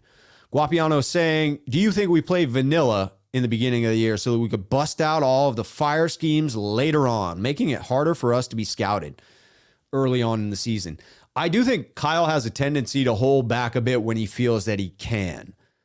I don't know that he would have felt that over the last 3 games. I think going into the Packers, Seahawks, and Cardinals, he probably tried to pull out all the stops that he could, and it just wasn't enough. I think that there's a confidence issue. I think that there's an execution issue. There are things that have to be cleaned up. I do not attribute those losses to holding back. I attribute them to a failure to properly prepare the team, a failure to execute when on the field. Those seem like more likely causes in those 3 losses. But I do agree that Kyle has a tendency to hold back and saves those special highlight plays for underneath the lights. When you look at his record under the lights and what he does with big plays, you can see it. You can tell that he's holding on to some of them. So you'd hope you'd see a few big shot plays that make it out on Sunday night. Eric ties in here, just got that comment. People can deal with the mistakes, but the lies and the cover-up is where people get mad. I agree. I, as a fan, do not like to feel as if I've been misled intentionally by my organization. It's one thing if in 2020 you had expectations coming in and they're completely derailed by unforeseen injuries that are at a catastrophic level. I don't think anyone can look at that 2020 season and not view the injuries as a legitimate reason for some of the 49ers struggles. You could criticize further. There were other things the 49ers failed to do that made them a worse team last year, but I do not think you can deny the impact that the injuries had on the season. That's not the case this year. Yes, a couple of big injuries. Yes, a couple of players that 49ers offense and defense were centered around being healthy, but they were also both two key players in Verrett and Mostert, players that you expected it was at least a possibility they could get injured. For it to happen in week one, devastating. I think even those of us that were pessimistic about their ability to stay healthy all year didn't predict they'd go down week one. You probably thought you'd get some production from them. But yes, it is the lack of transparency or setting false expectations for the faithful. That's fair criticism in my book. That's fair criticism. Luke comes in saying he likes Trey. I'm not convinced it took 3 first-round picks to get him. That's a fair question. With the way in which the draft played out, you have to wonder if they could have gotten him elsewhere. Now, if he turns into a future Hall of Famer, it won't matter where we took him. It won't matter how many firsts we gave up, traded to get to that spot. If he becomes who we hope he becomes, it becomes a moot point in my book. Chester talking about, that's back and forth. Another one from Kyle here. Kyle goes, Princess Bride in the fourth quarter, thinking they expect me to run, so I better throw instead. Yes, it's very much like that scene from The Princess Bride, wherein he's trying to fool the other and guess what the logic is. It's inconceivable that he would throw it there. Inconceivable. I don't think you know what that word means. I don't think it means what you think it does. Yes, indeed. Why? Let's see this one here. Rye coming in. Why would anyone want Jimmy? What's he worth? A third-round pick? If Jimmy does not have a great game, it is fair to question what teams would give up to get him. I do still think that there are teams out there that would view Jimmy Garoppolo as a starting quarterback within the NFL and would therefore give up some assets to get him. What those assets would be seem low at this point because there's not a great demand. It's obvious that the 49ers would want to move on from him. So the leverage that the 49ers have is slim to non-existent. The leverage the opposing teams have are significantly more. So yes, the return on investment for trading Jimmy would be slim to none in my book. Combing through the comments, keeping it going. I'm not too far behind here, 20 minutes behind in the comments. That's not terrible. Chester talking about, I wish we would have taken the best player available at 12 and did not give up what it normally takes to get a proven top player. Yeah, I can't fault you for that. Again, I think it's too early to judge, but we gave up a lot to get to where we did for a player that seemingly is not going to contribute this year. That's where the pain resides for me. JC49 Fish asking me, do you really think that we trade Jimmy? No. If you're asking me, I don't see that as a likely outcome because I don't think there's enough time for a situation to develop where you have a trade partner. I think a couple of things would have to happen in concession at the same time. It would have to be sort of a perfect storm. Jimmy would need to show some progress, but if the 49ers win, would they then consider trading him, or do they get back to we have a legitimate shot this year? So if Jimmy wins, he becomes more desirable, but he becomes more desirable for the 49ers as well. What team is in need of a quarterback that feels they're in contention because he's only under contract for one more year and it's at a very high figure? What team has the cap space? There are a lot of things that need to go into it. And the biggest scenario that makes the 49ers want to trade him is a season that's off the rails. And that means 2 more losses before the trade deadline. And 2 more losses, that just hurts Jimmy's stock even further. So there are a lot of scenarios out there, a lot of potential ways this goes. Very few of those scenarios in my book end with Jimmy actually getting traded. Ricardo talking about, I like Trey a lot. Shanahan and Lynch must have seen something extraordinary in him to take him at 3 with only 1 year of college experience under his belt. Yeah, I admittedly saw the same thing. When I watched Trey Lance's tape, it jumped off the screen at me. I went through, before we knew who they were targeting, I went through the top picks and looked at all their highlight reels, because I find that going through and looking at highlight reels is a good way to gauge someone's ceiling. Because how they do in college against inferior opponents is probably a best case scenario of what they're going to be able to do in the NFL, at least initially. And man, did those highlights jump off the freaking page. I mean, did they ever? So I saw that same potential in Trey, and the 49ers, at this point, you could say mistakenly, but they believed they were in a position where they didn't need immediate contribution from Trey. They thought they could afford that redshirt year. And it seems as if they were wrong in that estimation. It sure does. Ricardo thinking that, in fact, Jimmy is going to the Broncos next year. That would be an interesting landing spot there with Vic Fangio if he's able to retain his head coaching position there.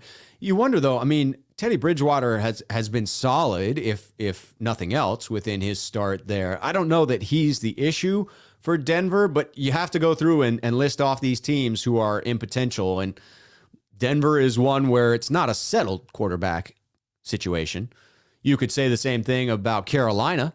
They certainly seem to have a talented team, and if they got consistent play, and Darnold has flashed some potential, but he's been inconsistent, you would wonder if they might be a contender for someone that might be interested in Jimmy. But if we make it through this season, you also wonder if at some point it just is the respect of cutting Jimmy and allow him to renegotiate his contract with some other team as he sees fit.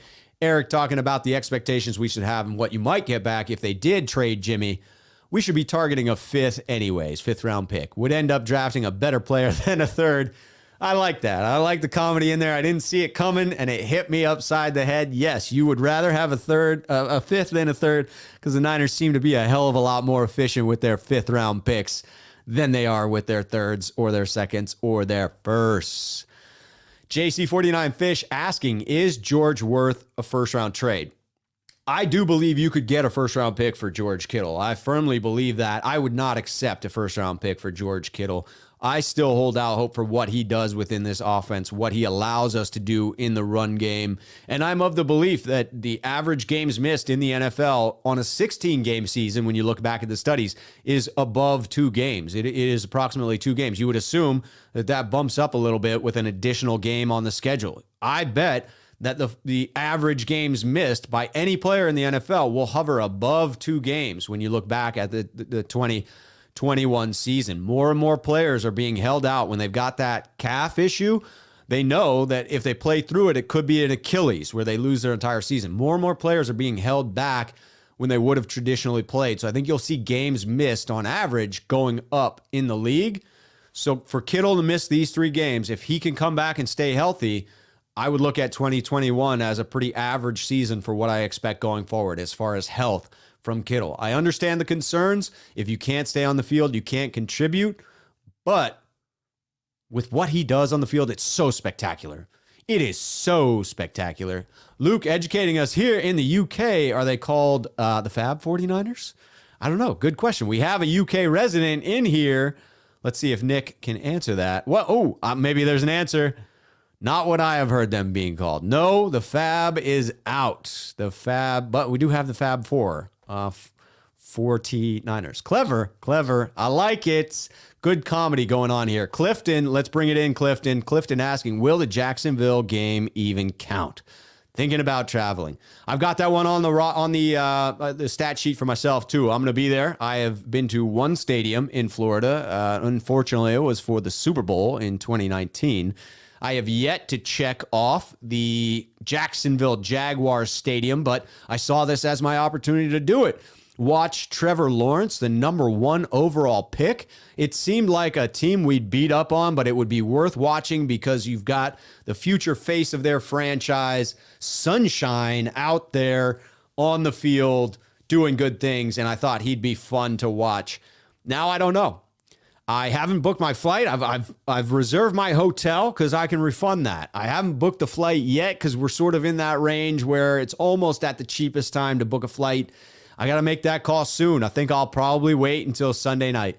A win against Indianapolis, and I am freaking all in, baby. All in at that point. But a loss there, and you have to reconsider. That's a long trip. For me, it's basically the longest journey across the United States of America. That's a long flight. It's close to Disneyland, so the flight's got all sorts of kids on it. That is not my favorite pastime, a long plane flight with screaming children. So I need to feel like the 49ers are in contention for me to make it to Jacksonville. As of right now, it feels like a real toss-up. Tim coming in saying, we need Kyle to have a working game plan. He really needs some 2019 juju. Yes, and us as 49er faithful, we need that positivity to give Kyle back his confidence. If you are there, make noise in the stadium. Please. Please. Ricardo from talking about Santa Ana, California. I have resided near Santa Ana before. They're called Los 49ers in Santa Ana. Yes, indeed. Gavin coming in late. Unacceptable, buddy. Unacceptable. I'm kidding. We love to have you here, Gavin. Always.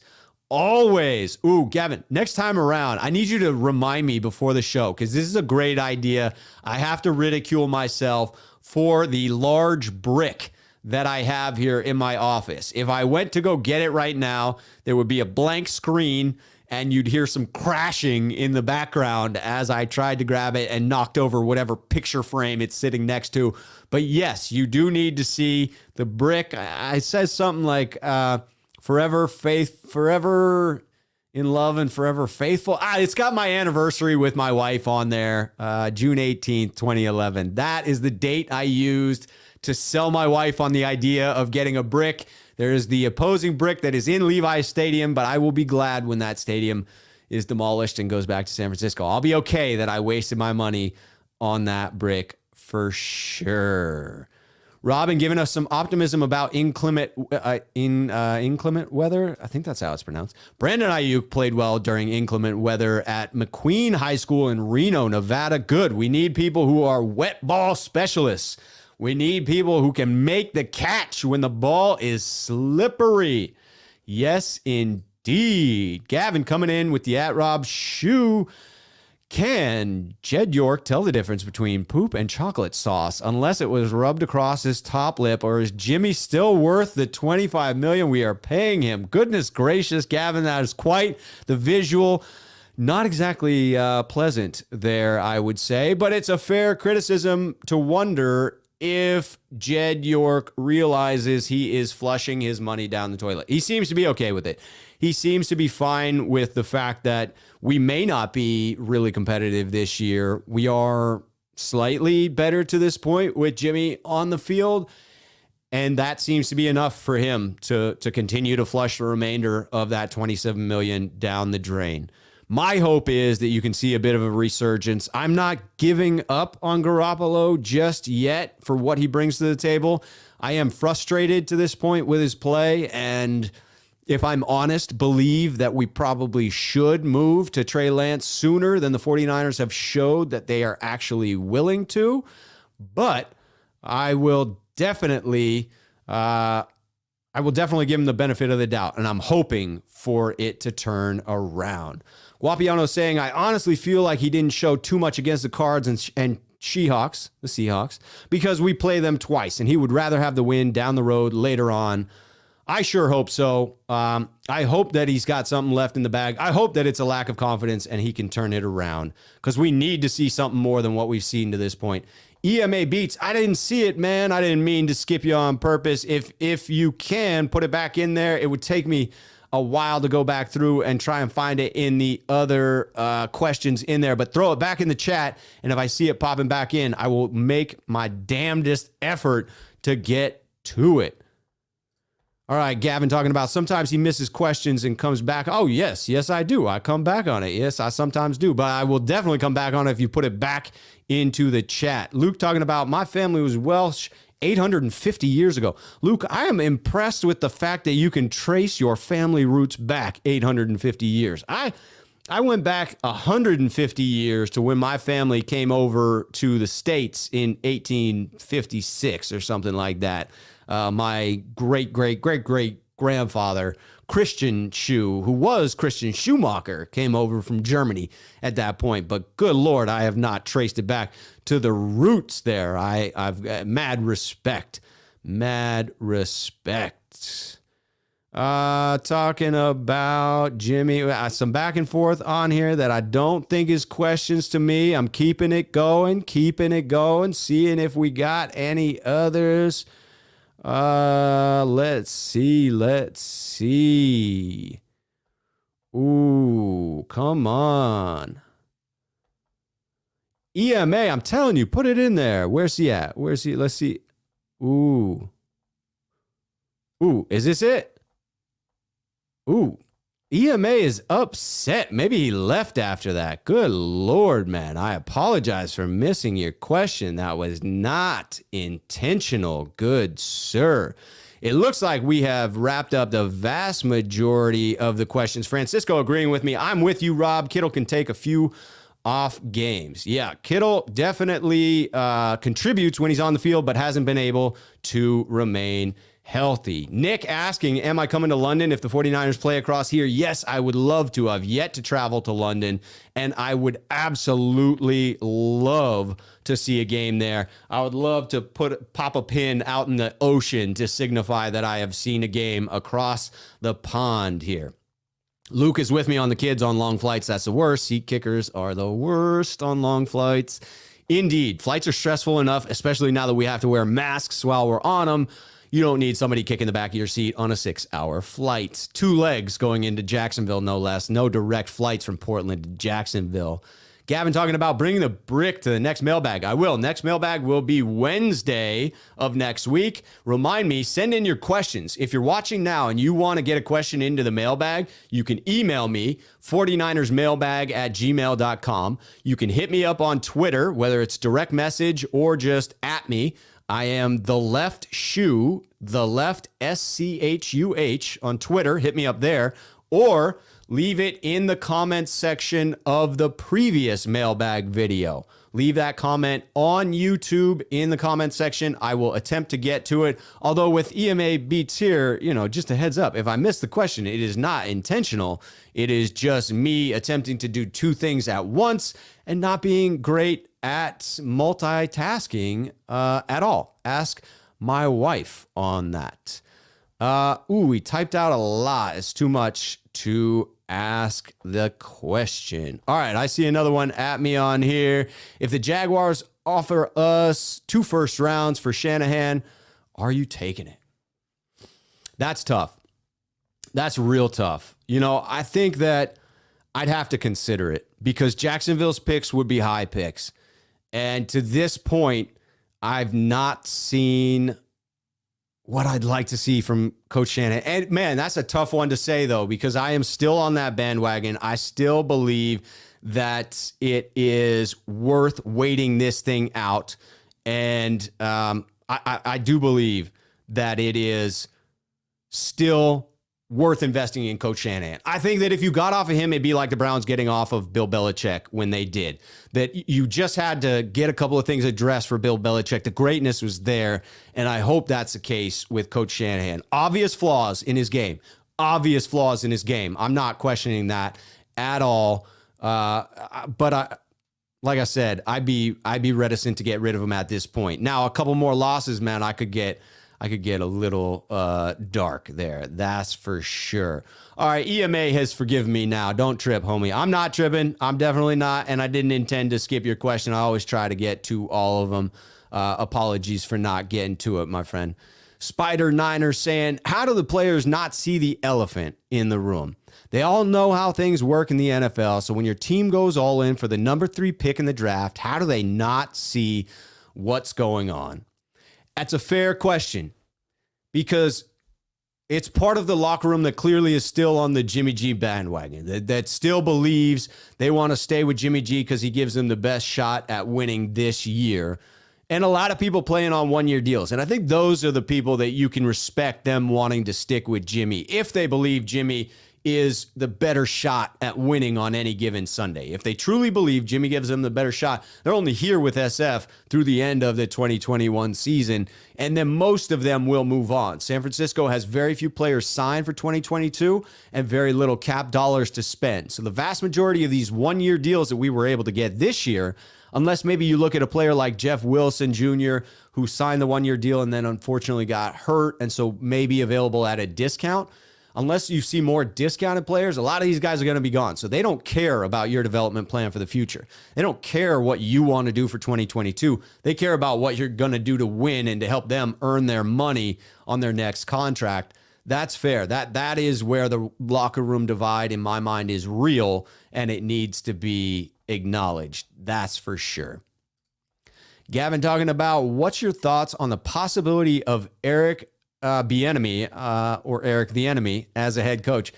I think it's about damn time that guy gets his shot. I understand people looking at Andy Reid and saying, well, if you're sitting next to Andy Reid, of course you look good because Andy Reid is phenomenal. Yeah, that's true to some degree, but that shouldn't cast dispersions or doubt upon what Eric Bieniemy is able to do. He's absolutely a key part of that Chiefs organization, and it's an organization that has been able to continually have success doing what they're currently doing. Struggling a bit this year, but certainly it's not due to the lack of offense, right? It is definitely defensive deficiencies that are hurting that team.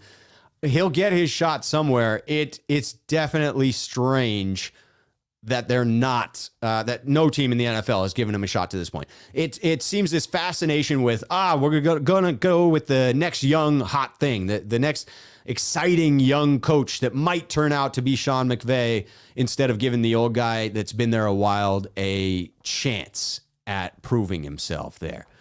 Julio talking about, remember when Lynch said they felt Trey would succeed because most rookie quarterbacks go to bad teams, but that's not his case. Well, seems like that was a lie since Jimmy is keeping the good team. It is frustrating that we were unable to get a win and the game looked so sloppy when we relied on Trey. That's where my anger stems from. That's where I feel as if I was hoodwinked, bamboozled, led astray, because I bought in hook, line, and sinker, and I thought I did my own research there. And that's why I'm sticking with it. Optimism for one more week, because the logic of having the player that can help you win now is sound. The logic of thinking that you could insulate yourself against Jimmy's injuries with an inexperienced rookie quarterback was bad logic. They failed there. That's obvious in the loss to Arizona. That's obvious with the game plan they used when they brought Trey in. He is not prepared to step in and win us games. But that doesn't mean that Jimmy can't, for the remainder of the season, stay healthy and give us a shot to compete. And you could go back to what we saw in the preseason of actually getting snaps for the frickin' rookie. Get him some experience. Get him a chance to improve on a weekly basis. On a weekly basis. Man. Luke talking about, I like 49ers players even when they don't play as well as hoped. Yeah, I'm with you, man. I try to stay positive. I try to stay in it because I don't have time for negativity. I believe in positivity. And I'll say that to the chat, man. I'll say that I think this for the first time, there's a little bit of unrest going on in my chat. And I don't like it. I honestly don't like it. I prefer people are respectful for one another. I prefer that people acknowledge that if I don't get to your question, it's not intended as disrespect. It's just difficult to read a bunch of questions while you're live on camera. So stay positive and stay positive in the chat. Gavin, who would make more of an impact on Trey Lance's development in the best possible way? Kyle Shanahan or Eric the Enemy Bieniemy?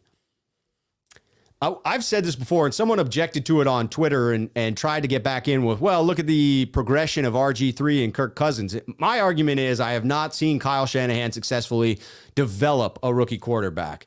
When I look at the success that Kirk Cousins had, that was in his 4th year. Kyle had been gone for a full season when Kirk broke out. So Kyle had him years 1 and 2. You actually saw regression in year 2 with the limited snaps that he got. Then year 3, he was underneath Sean McVay, new coaching staff. He struggled again. Year 4 was when he took off. So I don't think you can attribute any of the development of Kirk Cousins to Kyle Shanahan, considering when that development took place and how long Kyle had been out of the picture there.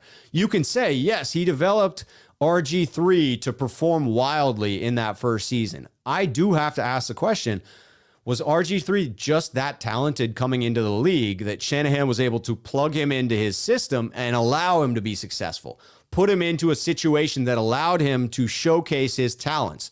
Then after the critical knee injury, it's fair to wonder if that completely derailed everything and there was nothing Shanahan could do at that point. But if you don't if you don't just give that to him, if you ask where was the development from year 1 to year 2, there was regression.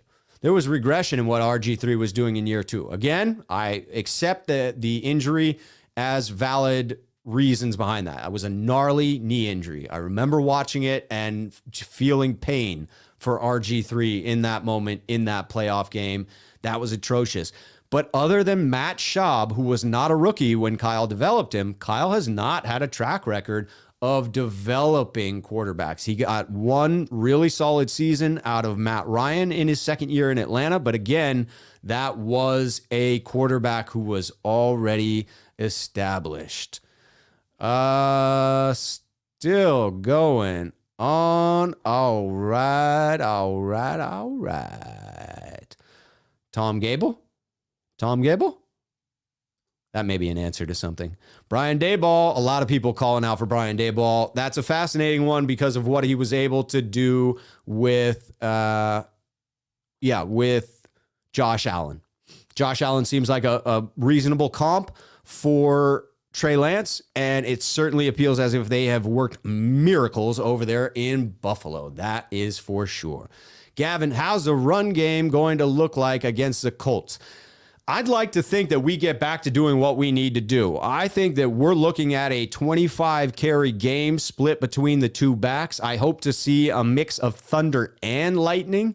Certainly, one of the things that wasn't a strength for DeForest Buckner, and one of the reasons the 49ers foolishly looked to capitalize on trading him, was his run defense. He's a very tall defender with long legs, so he plays tall. It's hard to get leverage. It's hard to get low. So in the run game, where the offensive linemen are attacking forward, it's much easier for them to get leverage up underneath Buckner and push him back a bit. So I have to hope that the 49ers are able to capitalize upon the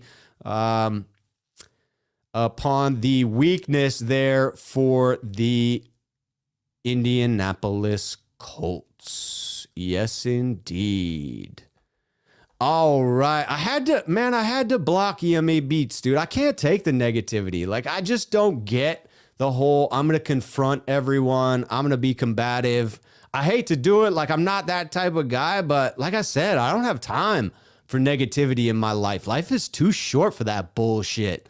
So if you're going to bring it, man, I ask that you keep it on other channels. I ask that you keep it respectful here, because that's how I roll. I'm going to always try to be respectful to everyone I interact with. Even if you come at me sideways, I'm going to try to respond in a way that's positive, because in my life, I've been taught that that is the way in which you're supposed to be. It's the decent thing to do to your fellow human beings. So I'm sorry, I had to block him. I know he was upset because he sent me some beats.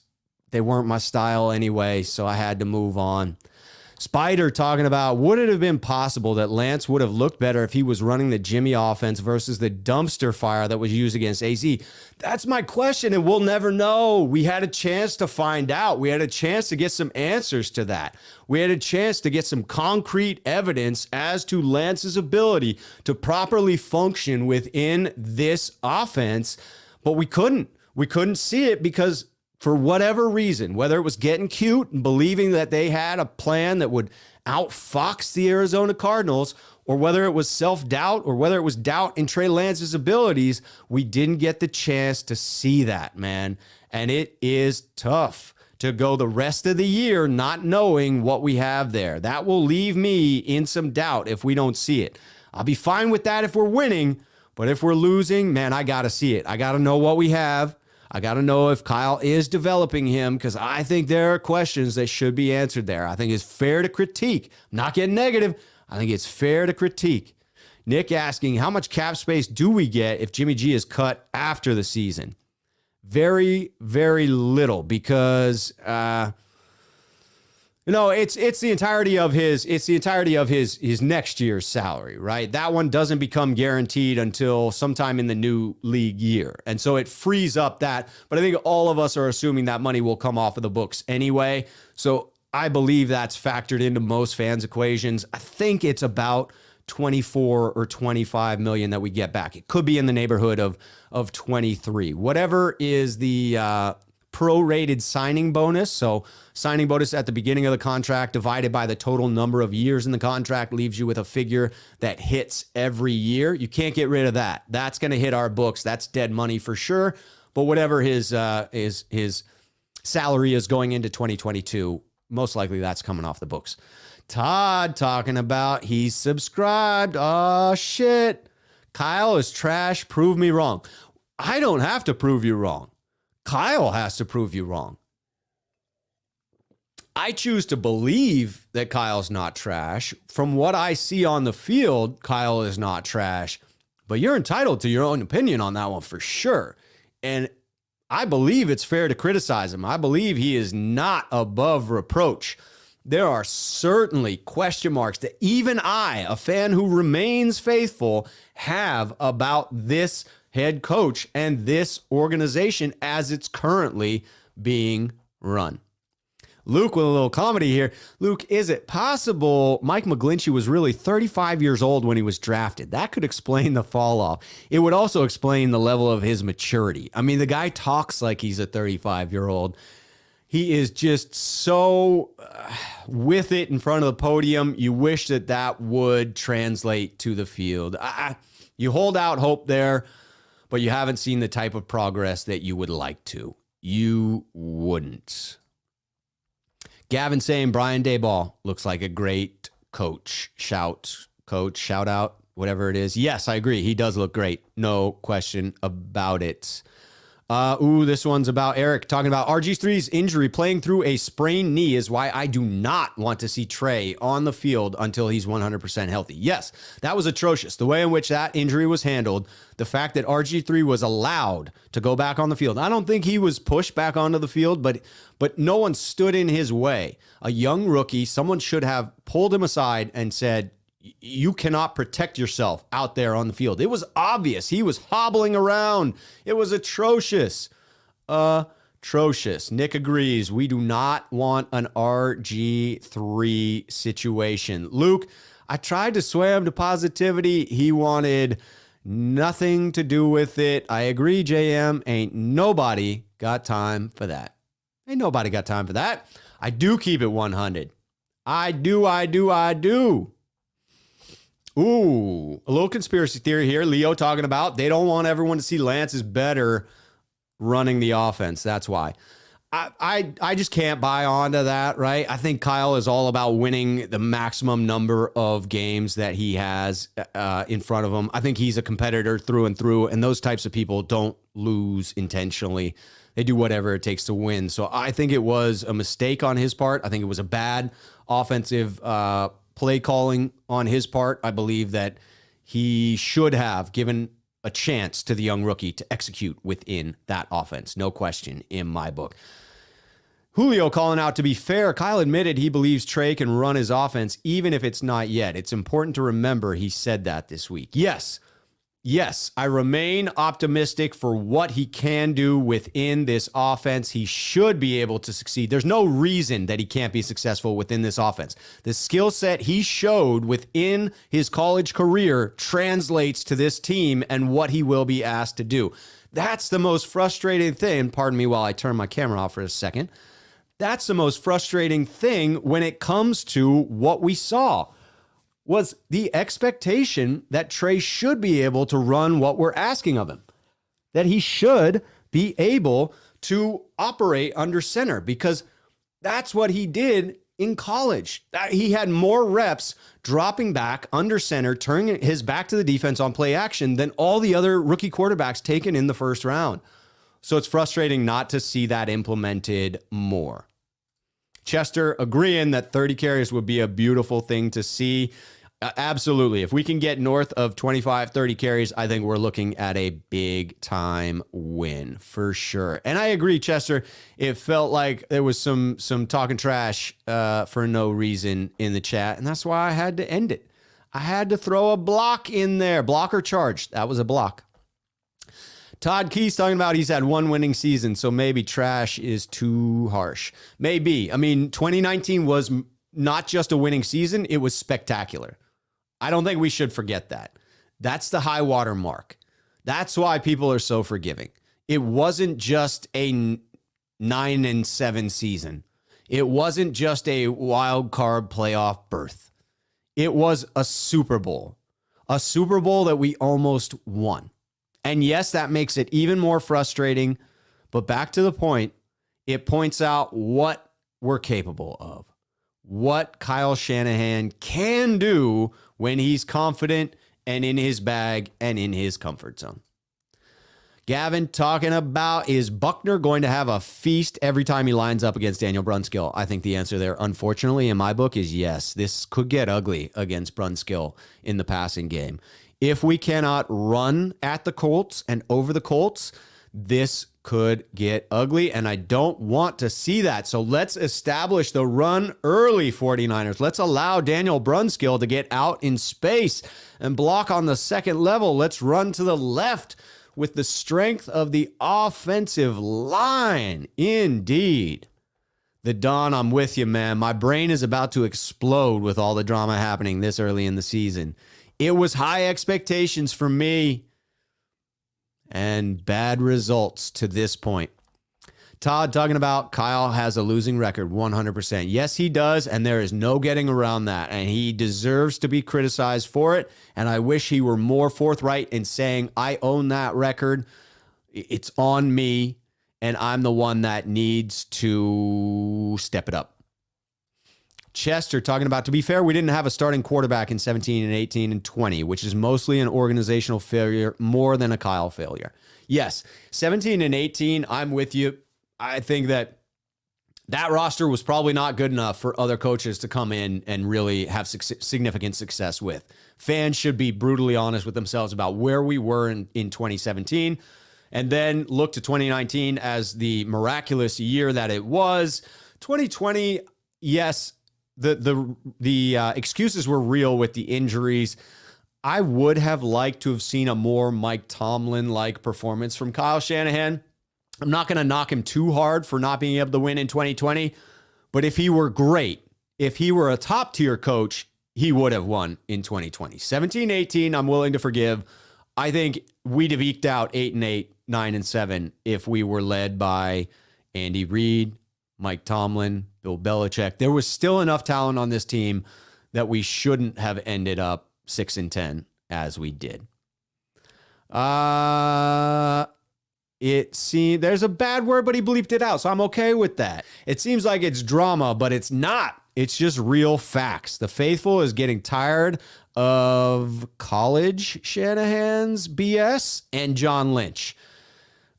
Certainly, people are growing weary of what they're seeing on the field.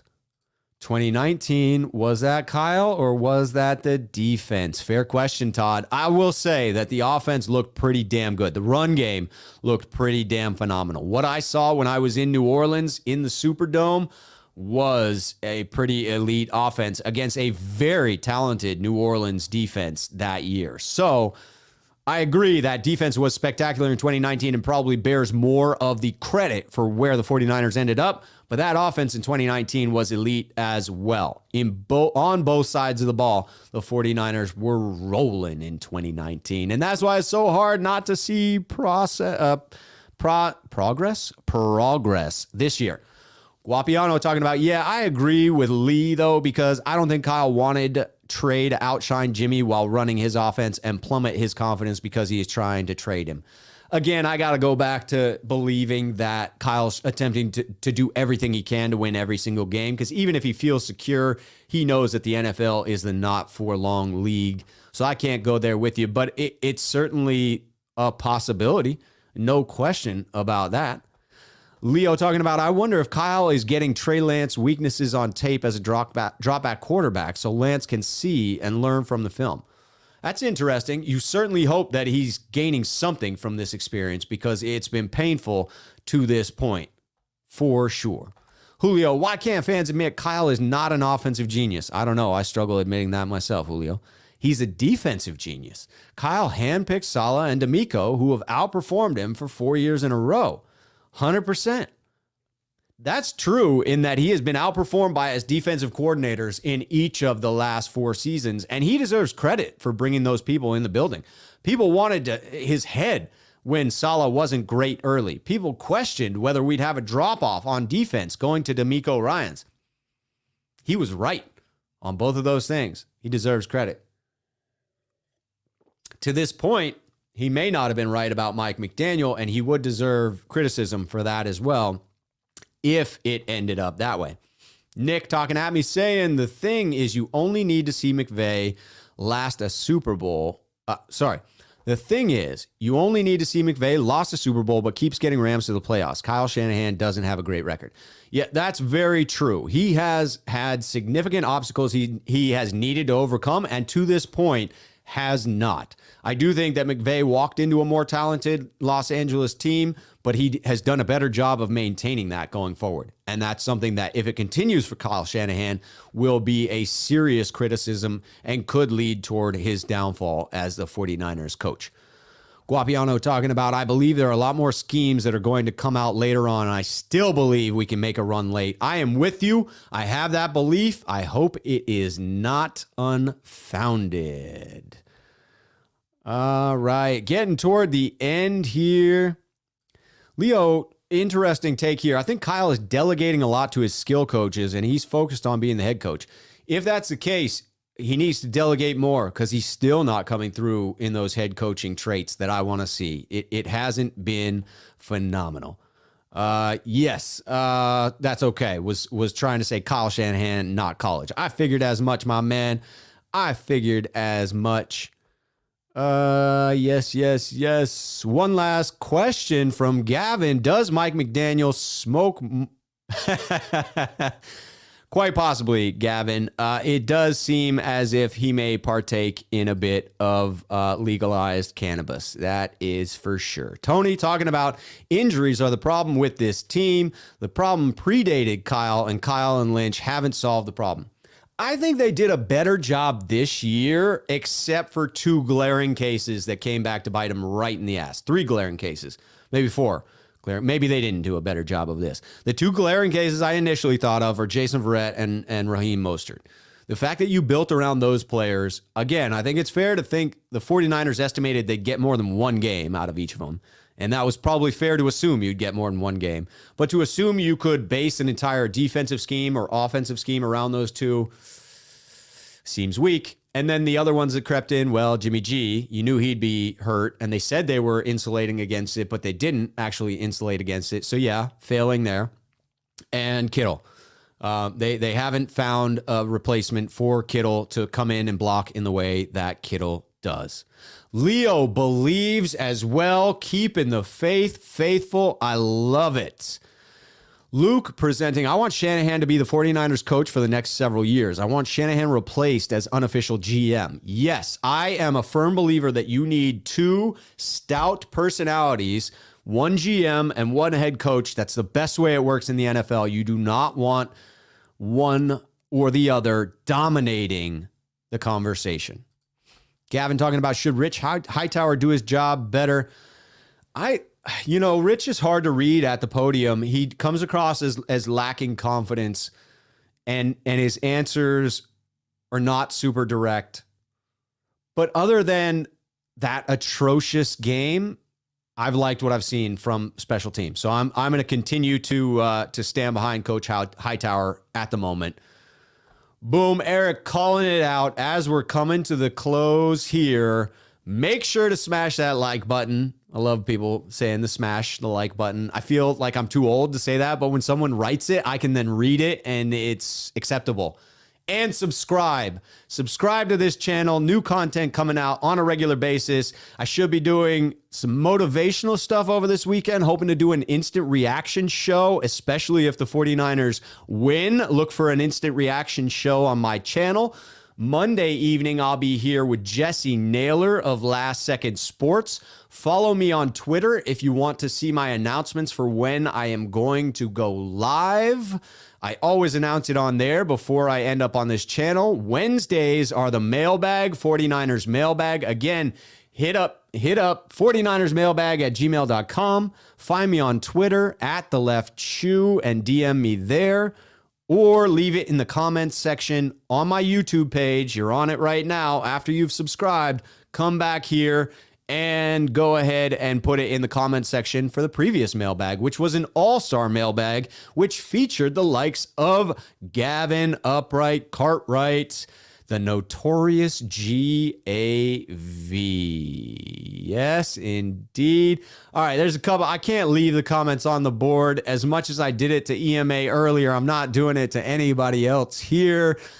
Let's see. Leo says, Jimmy G still got me nervous because he lacks arm strength. Yes, although I was encouraged by the throw I saw in practice the other day. Just needs to translate onto the field. Mr. Nobody. Niners are fine. Love it. We all thought they were contenders because we're fans. That's true. There's a lot of truth to that, man. I go into each season just optimistic because they're my team and I want to believe, and it's more fun to believe. Guapiano, if Kyle wasn't so defensive in his interviews, I don't think there would be such an uproar about issues. Everybody needs to be held accountable for their mistakes and accountability. Take accountability. Yes, thank you, Guapiano. And I thought I saw a change in Kyle Shanahan this interview. I thought it was a different guy. I thought it was a little bit of humility, not the combativeness, not the snarkiness. Man, Kyle may be turning a corner. Fingers crossed, baby. Fingers crossed. Yes, indeed. Julio talking about Rob. How can you be old to say smash the like button if you just turned 27? That's right. I did just have my birthday yesterday. Turned a whopping 27 years old. So I am definitely still within that age range of saying smash that like button. Or as Gavin would say, smash that brick, guys. Smash that brick. Leo's in. He's just subscribed. He likes this show. I hope you all do. I hope you all love this show. Nick does. Good show, Rob. Appreciate that, Nick. Appreciate the support.